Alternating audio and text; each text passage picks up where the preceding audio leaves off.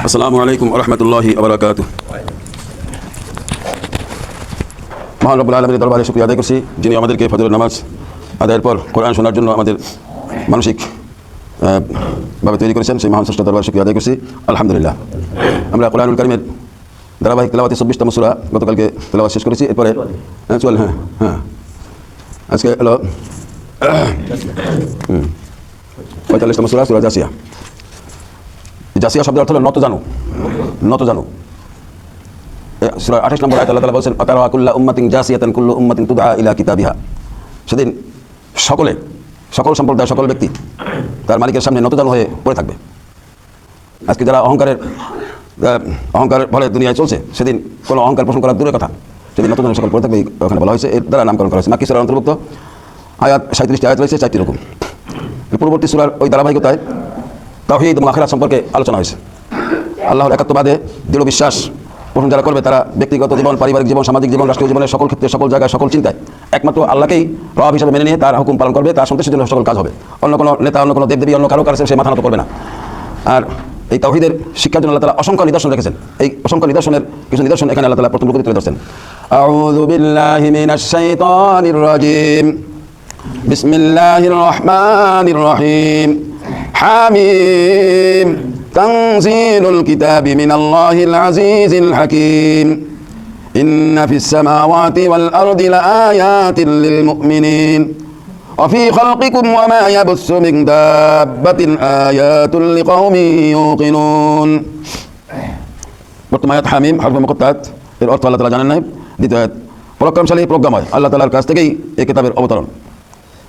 তৃতীয়, নিঃসন্দেহে আকাশমালা ও জমিনে ইমানদারদের জন্য আল্লাহ তাআলাকে জানার অগণিত নিদর্শন রয়েছে। 4, নিদর্শন রয়েছে স্বয়ং তোমাদের সৃষ্টির মাঝে এবং জমিনে বিচরণশীল জীবজন্তুর মাঝেও, যাদের তিনি সর্বত্র ছড়িয়ে রেখেছেন। নিদর্শন রয়েছে বিশ্বাসী সম্প্রদায়ের জন্য। আল্লাহ তাআলার একাত্মবাদের যে সন্দিহান অনেকের মধ্যে থাকতে পারে, আল্লাহ তাআলা এটা খণ্ডন করার জন্য অসংখ্য নিদর্শন রেখেছেন। তার মধ্যে আল্লাহ তাআলা বলছেন যে আকাশ ও জমিনে ইমানদারদের জন্য নিদর্শন রয়েছে। জীবজন্তুর মধ্যে রয়েছে নিদর্শন, আর স্বয়ং তোমাদের সৃষ্টির মাঝেও রয়েছে নিদর্শন। আল্লাহ তাআলা যে আমাদের সৃষ্টি করলেন, আমরা এমনি কেউ পৃথিবীতে আসি নাই, কত সুন্দর প্রক্রিয়ায় আল্লাহ তাআলা আমাদেরকে এই দুনিয়ায় পাঠালেন। আল্লাহ তাআলা এই সৃষ্টির বিভিন্ন পর্যায়ে আল্লাহ তাআলা ব্যক্ত করেছেন কোরআনুল কারীমে। এই যদি একটু চিন্তা করা যায়, আমরা যদি একটু চিন্তা করি, তো এগুলো ধরা পড়বে যে এর মধ্যে কত নিদর্শন আছে। 2টো চক্ষু আল্লাহ তাআলা দিয়েছেন, 2টো কিডনি দিয়েছেন, 2টো কান দিয়েছেন। এই যে ব্যবস্থাপনা আল্লাহ তাআলা করলেন, শ্রবণ শক্তি, দৃষ্টিশক্তি আল্লাহ তাআলা দান করলেন। এমন মানুষ আছে, চোখ আছে কিন্তু দৃষ্টিশক্তি নাই। তো এই সকল নিদর্শনের মধ্যে যদি মহান স্রষ্টার একাত্মবাদের বিষয়টি যদি মানুষ চিন্তা করে, অনুধাবন করতে পারবে, সে এই কথা বলা হয়েছে। ইখতিলাফিল লাইলি ওয়ান নাহারি ওয়া মা আনজালাল্লাহু মিনাস সামাই মির রিজকিন ফাআহইয়া বিহিল আরদা বা'দা মাউতিহা ওয়া তাসরিফির রিয়াহি আয়াতুন লিকাওমিন ইয়াকিলুন। নিদর্শন রয়েছে রাত দিনের পরিবর্তনের মাঝে। যে রিজিক আল্লাহ তাআলা আসমান থেকে পাঠান, যা দিয়ে তিনি জমিনকে তার মৃত্যুর পর পুনরায় জীবিত করে তোলেন, তার মাঝেও এই বায়ুর পরিবর্তনেও তার কুদরতের নিদর্শন ছড়িয়ে রয়েছে তাদের জন্য, যারা চিন্তা গবেষণা করে। একটু যদি চিন্তা করে মানুষ, তাহলে আল্লাহ তাআলা যে ব্যবস্থাপনা করলেন, এইগুলোর ভিতরে বহু নিদর্শন রয়েছে। আর পশুর মতো যারা খায় আর ঘুরে বেড়ায়, তো একথা আল্লাহ তাআলা বলছেন যে মানুষ পশুর মতো, পশু যেমন খায় ওরা তেমন খায়, ও আর কোনো চিন্তা ভাবনা করে না। তিলকা আয়াতুল্লাহি নাতলুহা আলাইকা বিল হাক্কি ফাবিআইয়ি হাদিসিন বা'দাল্লাহি ওয়া আয়াতিহি ইউমিনুন। এ হচ্ছে আল্লাহ তাআলার আয়াতসমূহ, যা আমি যথাযথভাবে তোমার কাছে পড়ে শোনাচ্ছি। অথবা তুমি কি বলতে পারো আল্লাহ তাআলা ও তার এই নিদর্শনের পর আর কোন কথার উপর তারা ঈমান আনবে? ওয়াইলুল লিকুল্লি আফাকিন আসিম ইয়াসমাউ আয়াতিল্লাহি তুতলা আলাইহি সুম্মা ইউসিররু মুস্তাকবিরান কাআল্লাম ইয়াসমাহা ফাবাশশিরহু বিআযাবিন আলীম। দুর্ভোগ প্রতিটি মিথ্যাবাদী পাপাচারীর জন্য। আল্লাহ তাআলার আয়াত যখন তার উপর তেলাওয়াত করা হয়, তখন সে তা শোনে, কিন্তু একটু পরেই সে অহংকারী হয়ে এমনভাবে জেদ ধরে যেন সে তা শুনতেই পায়নি। সুতরাং তুমি তাকে এক কঠিন আযাবের সুসংবাদ দাও। আচ্ছা, আযাবের কি সুসংবাদ হয় না দুঃসংবাদ? দুঃসংবাদ। কিন্তু আল্লাহ তাআলা বলছেন শুনুন, ফাবাশশির এলো সুসংবাদ, কিন্তু কিসের সুসংবাদ? বিআযাবিন আলীম, কঠিন আযাবের সুসংবাদ দাও। তো এই কঠিন আযাবের সুসংবাদ কাদেরকে দিতে বলা হয়েছে? যারা আল্লাহ তাআলার আয়াত যখন তার উপর তেলাওয়াত করা হয়, তখন সে তা শোনে, কিন্তু একটু পরেই সে অহংকারী হয়ে এমনভাবে জেদ ধরে যেন সে তা শুনতেই পায়নি। আচ্ছা, এমন চরিত্রের লোক কি সমাজে আছে? অসংখ্য আছে, অসংখ্য। আল্লাহর আয়াত দিয়ে নসিহত করা হলে শুনবার সময় শুনলো, ওখানে সবাই কিছু বলার নাই, তারপরে জিদ ধরে যে দূর, এই সমস্ত সেকালের কথা, ১,৫০০ বছর আগের কথা, এখন এই যুগে এগুলো চলে। এরকম জেদ্দারা লোক আছে। তা হতে পারে অনেক আমল করে, অনেক ভালো ভালো আমল করে, কিন্তু কোরআনের সাথে সাংঘর্ষিক, যখন তার চিন্তার সাথে সাংঘর্ষিক হয়, তখন সে জিদ ধরে ওই সেই বিপদগামী থেকে যায়, এদের সকল আমল ক্যান্সেল। আল্লাহ বলছেন যে এদেরকে পীড়াদায়ক আযাবের সুসংবাদ শুনিয়ে দাও।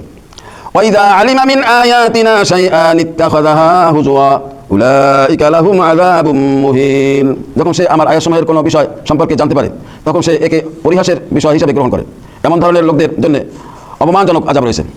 এর 8 নম্বর আয়াতে তো আল্লাহ তাআলা বলছেন এক ধরনের কথা, এখানে বলা হয়েছে আরেকটু ব্যাখ্যা দিয়েছেন আল্লাহ। যখন সে আমার আয়াতসমূহের কোনো বিষয় সম্পর্কে জানতে পারে, বিষয়ভিত্তিক যখন বলা হয়, মানে কোরআন কারীমের সকল বিষয় আছে, এর ভিতরে রাজনীতি আছে, অর্থনীতি আছে, সমাজনীতি আছে, পররাষ্ট্রনীতি আছে, যুদ্ধনীতি আছে, বন্দিনীতি আছে, তাই না? এগুলো সব আছে। আবার নামাজের কথা আছে, রোজার কথা আছে, হজের কথা আছে, যাকাতের কথা আছে, পর্দা প্রতিষ্ঠার কথা আছে, তাই না? হালাল হারামের কথা আছে।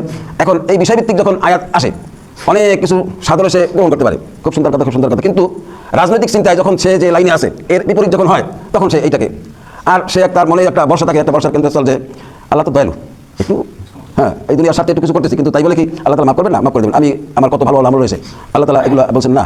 এ সমস্ত সহজ কোনো তোমার জন্য এমন কোনো গলিপথ নাই যে যেই পথ ধরে চললে তুমি আর মুক্তি পেয়ে যাবে। কোনো চোরাই পথ নাই, সব প্রকাশ্যে বলা হয়েছে।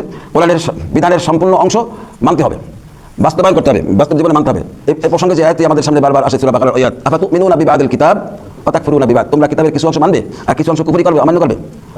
ফামা জাযাউ মান ইয়াফআলু, যদি তোমাদের এমন কেউ করে, যালিকা মিনকুম ইল্লা খিজিয়ুন ফিল হায়াতিদ দুনিয়া, দুনিয়ার জীবন হবে লাঞ্ছনা গঞ্জনায় ভরপুর।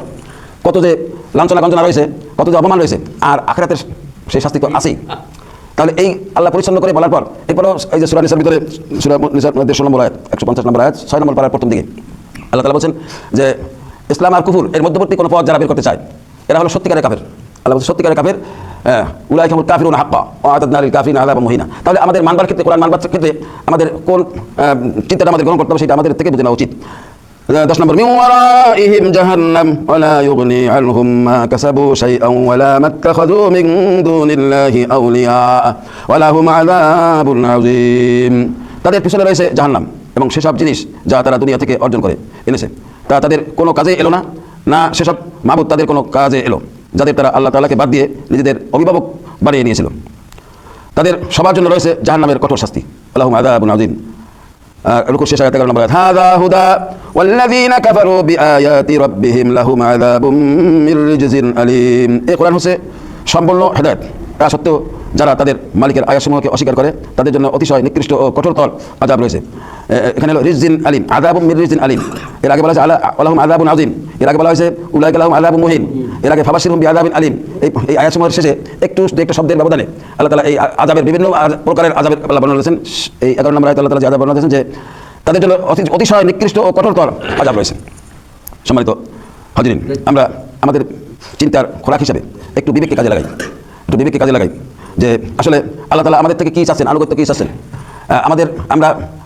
আমরা কিন্তু জান আর মাল বিক্রি করে দিয়েছি আল্লাহর কাছে, সেই ভিত্তিতে আমরা মুমিন। যে বিক্রি করতে পারি নাই, মুমিন হতে পারি নাই, সহজ কথা। কোরআন কারীমের ওই যে আয়াত সূরা তাওবা, ইন্নাল্লাহা আশতারা মিনাল মুমিনিনা আনফুসাহুম ওয়া আমওয়ালাহুম বিআন্না লাহুমুল জান্নাহ, নিশ্চয় আল্লাহ মুমিনদের জান আর মাল ক্রয় করে নিয়েছেন জান্নাতের বিনিময়ে। ইউকাতিলুনা ফি সাবিলিল্লাহ, তাদের কাছ দিয়ে আল্লাহর রাস্তায় তারা সংগ্রাম করে। ফায়াকতুলুনা ওয়া ইউকতালুন, তারা এই সংগ্রাম করতে গিয়ে বাতিলের মোকাবিলায় হত্যাও করে, নিহত হয়। বাতিলের সাথে লিয়াজো করে চলা নয়, বাতিলের শক্তির বিরুদ্ধে আপনাকে লড়াই করা, আপনার ইমানি অবস্থান থাকবে। ওরা রক্তচক্ষু দেখাক তাতে আমার বয়ে গেল। কথা বলছে না, একজন ইমানদারকে সারা দুনিয়ার কুফররা ভয় করবে, একজন ইমানদার আল্লাহ ছাড়া কাউকে ভয় করবে না। এটা হলো ইমানের চালিকা শক্তি। এই জন্য আল্লাহ বলছেন নিশ্চয় আল্লাহ ইন্নাল্লাহা আশতারা মিনাল মুমিনিনা আনফুসাহুম ওয়া আমওয়ালাহুম বিআন্না লাহুমুল জান্নাহ, নিশ্চয় আল্লাহ মুমিনদের জান আর মাল ক্রয় করে নিয়েছেন জান্নাতের বিনিময়ে।